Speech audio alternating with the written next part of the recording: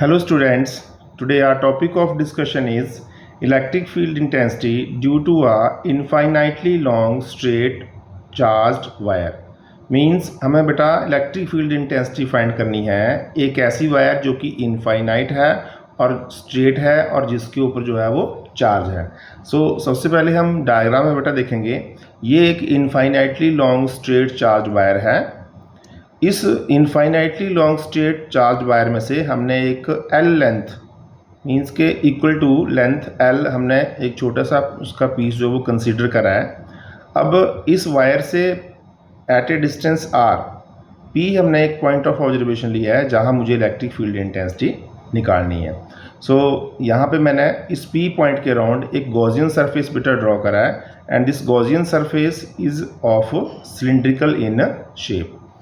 ये जो cylindrical shape का मैंने गॉसियन सरफेस यहाँ ड्रॉ करा, अब इसके बेटा आप देखेंगे तो ये एक बन जाएगा इसका टॉप फेज, ये बॉटम फेज और एक लेटरल फेज, जहाँ मैं लिखा है 1, 2 एंड 3। तो हम देखेंगे कि इन तीनों फेजेस में कंट्रीब्यूशन ऑफ इलेक्ट्रिक फील्ड जो वो क्या है, और फिर हम गॉस लॉ की हेल्प से टोटल जो है वो इलेक्ट्रिक फील्ड इंटेंसिटी यहाँ पे फाइंड आउट करेंगे।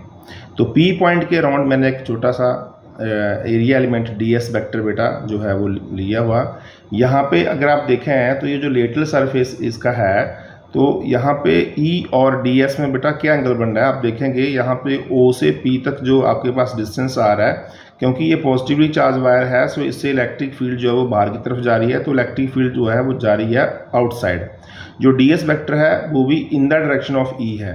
सो इट मीन्स जो यहाँ पे E और ds में जो एंगल बन रहा है बेटा वो क्या बन रहा है 0 डिग्री, जबकि टॉप और बॉटम सरफेस में क्या एंगल बनेगा 90 डिग्री। आप यहाँ देख सकते हैं यहाँ E और ds में 90 डिग्री एंगल है और जो बॉटम सरफेस है वो भी 90 डिग्री एंगल है। ये लिख रखा है मैंने गॉसियन सरफेस और ये आपके पास इनफाइनाइट चार्ज्ड वायर है। लेट्स सी बेटा देख इसको हम कैसे करेंगे। वन मोर थिंग, इसमें आएगी हमारे पास लीनियर चार्ज डेंसिटी लैम्डा, क्योंकि ये स्ट्रेट वायर है तो लीनियर चार्ज डेंसिटी लैम्डा होती है, सरफेस चार्ज डेंसिटी बेटा सिग्मा होती है। तो यहाँ तो हमारे पास आएगी linear charge density. Consider an infinite wire of charge having linear charge density lambda. हमें पता है बेटा lambda equal to Q over L, जहाँ पे क्यू की वैल्यू क्या है बच्चे charge and L is the considered length, means के इनफाइनाइट में से हमने जितनी की लेंथ कंसीडर करी है उसकी वैल्यू एल है। Let P is the point of observation where we want to find the EFI means के electric field intensity at a distance R, so that OP is equal to R। देख सकते हो आप O से लेके P तक जो है वो R है। Now draw a Gaussian surface around point P। तो जब हम बेटा गॉसियन सरफेस P पॉइंट के अराउंड ड्रॉ करेंगे which is a cylinder of radius R, जो कि एक सिलेंडर है जिसका रेडियस R है।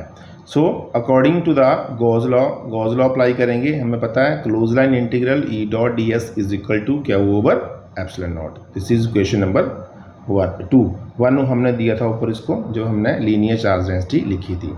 अब बेटा यहाँ पे क्या आएगा, जो क्वेश्चन नंबर 1 को यूज़ करेंगे।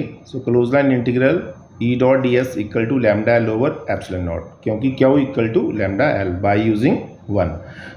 Gaussian surface is divided into 3 phases या 3 parts, that is first, second and third, that is top, bottom and lateral, जिसका जिक्र मैंने आपसे अभी किया था। तो यहाँ पे close line integral E dot ds को बेटा मैंने तोड़ दिया। अभी सिर्फ हम इसी पार्ट को सॉल्व कर रहे हैं। तो E डॉट ds को मैंने तोड़ दिया, EDS part 1, E dot ds part 2, E dot ds part 3। तो अब इसको हम देखेंगे कहाँ कहाँ इसकी कंट्रीब्यूशन कैसी है। तो क्योंकि in the part 1 and 2 E dot ds की जो कंट्रीब्यूशन है वो इस तरीके से बन रही है, that is EDS cos of 90, so it goes to 0।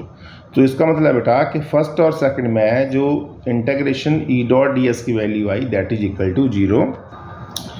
हम देखेंगे यहाँ पे क्या आएगा, close line integral E dot ds equal to 0 plus 0 means first part की कंट्रीब्यूशन 0, सेकंड की 0, we are only left with the third part that is E dot ds। अब यहाँ पे क्या बनेगी बेटा वैल्यू, यहाँ बढ़ने वाली है EDS cos 0, क्योंकि E और ds सेम डायरेक्शन में है। EDS cos 0, so that is equal to कितना आएगा, cos 0 की वैल्यू 1 होती है, that is E into ds। This is equal to E integration D S. अब इंटीग्रेशन डी एस का मतलब है that is lateral surface area of the cylinder, और lateral surface area of cylinder होता है बेटा क्या, 2πr/L। तो हम क्या करेंगे, देखो अल्टीमेटली हमारे पास क्या वैल्यू आ गई बेटा, जो हमने जहाँ से हमने गॉस लॉ लिखा था, close line integral E dot D S is equal to E into 2πr/L, क्योंकि बाकी सारी चीज़ें जीरो होगी, सिर्फ यही बचा ई और डी एस की वैल्यू यहाँ से भर दी 2πr/L, तो क्या बच गया ई इंटू 2πr/L। सो यहाँ से क्या आएगा देखो, अब ई इंटू 2πr/L इक्वल टू, तो जो वैल्यू हमारे पास है जहाँ हमने पहले लिखा था बेटा, देखो ये close line integral E dot D S equal to lambda L over epsilon naught, और इसकी वैल्यू क्या बनेगी सारे की, that is 2πr/L।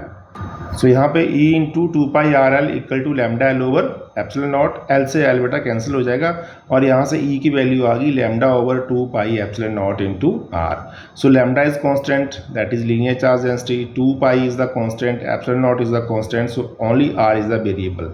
So from here we have calculated that E is inversely proportional to R, means के electric field vary inversely as the distance, मतलब distance बढ़ेगा तो इलेक्ट्रिक फील्ड की वैल्यू कम होगी। ठीक है बेटा। सो in the next video we will discuss the next application of the Gauss law. Thank you बेटा।